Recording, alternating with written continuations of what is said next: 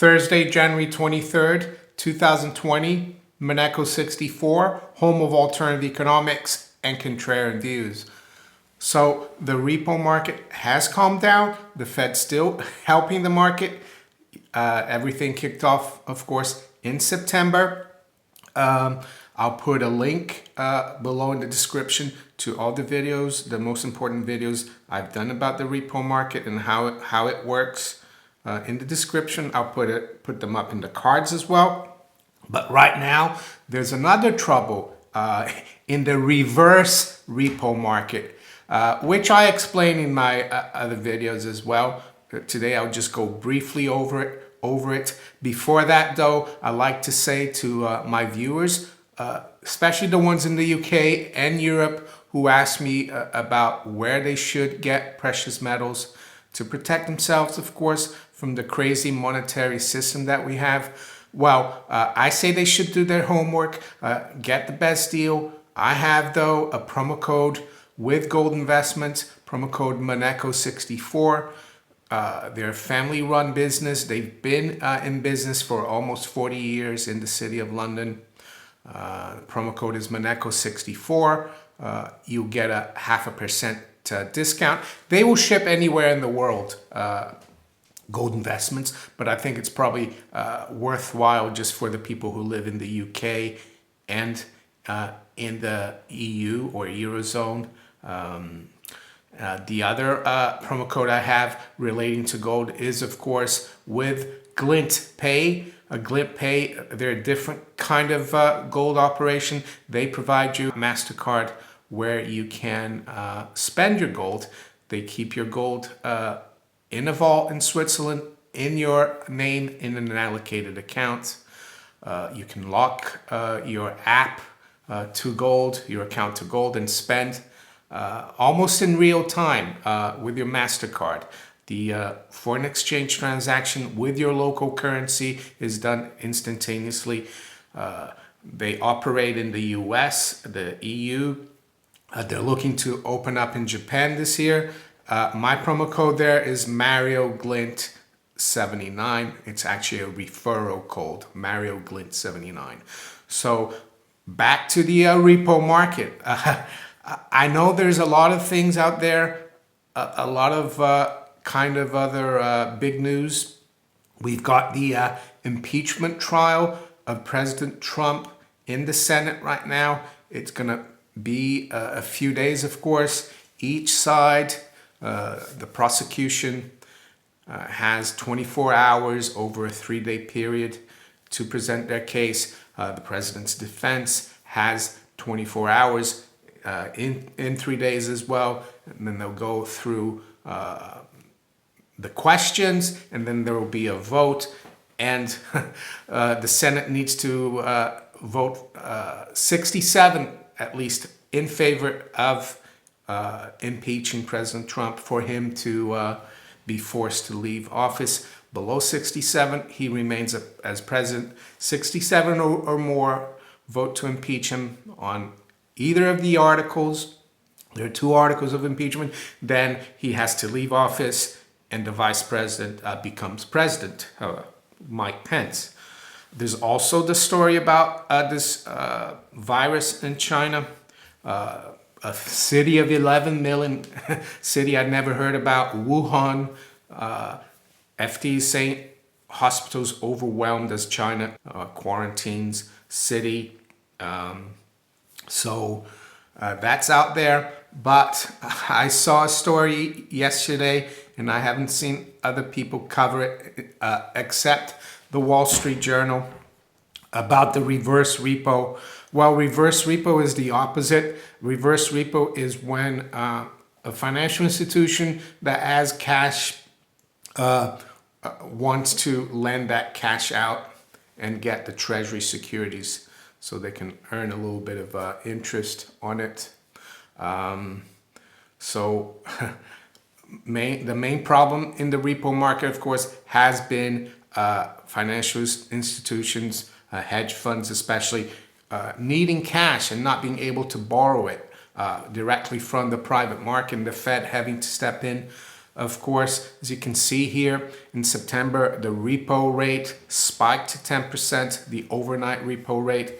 So what's going on now with reverse repo? Well, the Wall Street Journal came out yesterday and reported Fed liquidity operations face conflicting currents in Wednesday interventions. The central bank intervenes in the short-term money markets to maintain liquidity. So let's go through the article, and then I'll go through the markets, see where they are this morning here in London. The New York Fed market interventions faced a conflicting demand for central bank liquidity on Wednesday. On one hand, it implemented a $49.8 billion overnight repurchase agreement or repo operation with eligible banks that took in 31.5 billion treasuries, 1.5 billion in agencies, and 16.9 billion in mortgages in exchange for central bank money. So the normal operations, the eligible banks, they borrowed the cash from the Federal Reserve and gave them those bonds, which was almost 50 billion. But it also implemented a 15.6 billion reverse repo with other firms, mostly money market funds that took liquidity out of the market, as five firms took treasuries. So these firms lent the money to the Fed itself in exchange for a de facto one-day loan of cash to the central bank.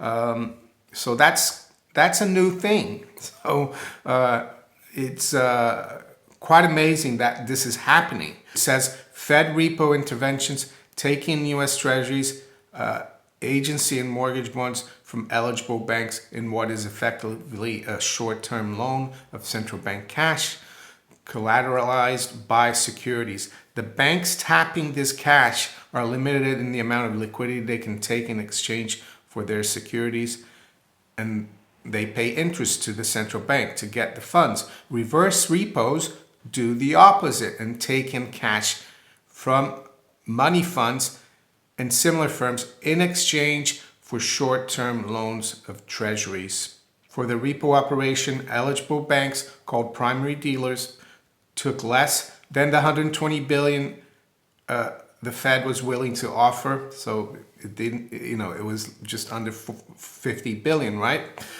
Fed repo operation essentially maintains levels of liquidity the Fed has already added in past interventions, which have been going on in a large scale since September. So overnight, that's why they just keep renewing it. This is the interesting part here that the Wall Street Journal article points out, and I'll read. It says, for some in the market, the size of the reverse repo operation points to possible frictions in the markets, as the firms that lent the Fed the cash in exchange for treasuries didn't tap private market sources. So we need to keep an eye on this.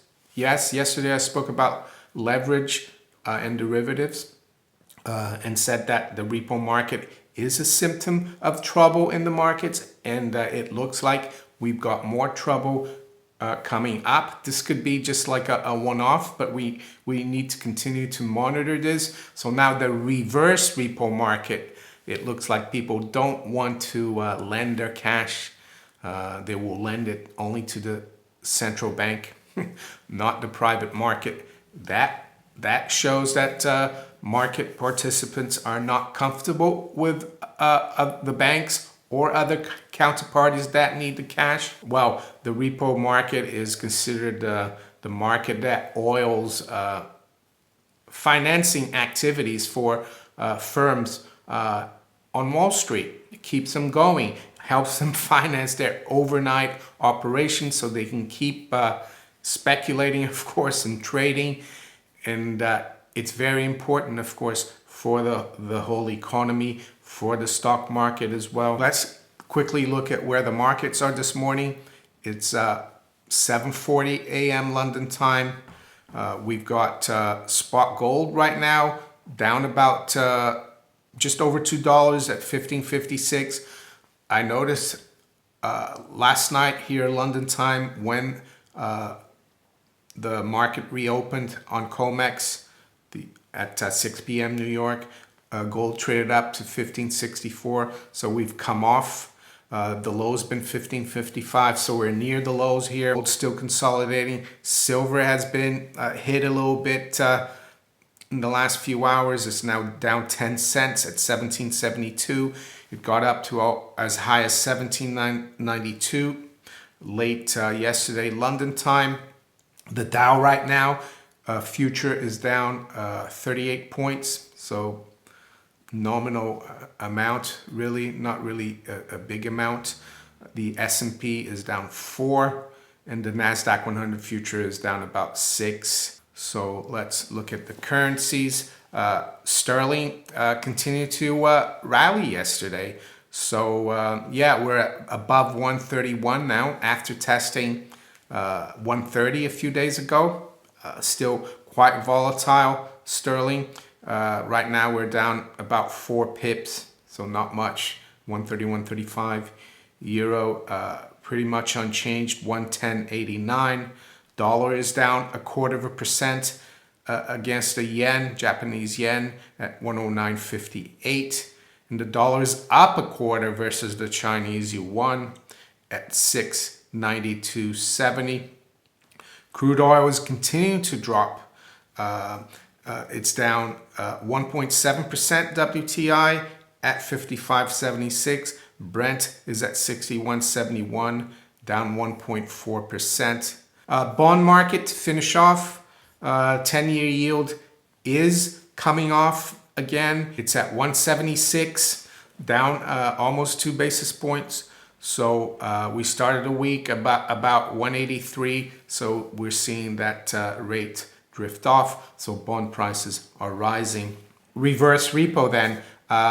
Looks like the repo market is calming down, but now the reverse of that is starting to show cracks. It could be, as I said, a one-off, but we need to keep an eye on this. The Fed, of course, is trying to wean the private markets off its assistance, but it looks like for now, the Fed is still needed to help the markets. If you enjoyed this video, please hit the like button. Think about subscribing to the channel if you haven't yet. Please share this video far and wide. And you can also follow me on Twitter, BitChute, Steemit, and DTube. I wish you all a great day. Take care. Bye.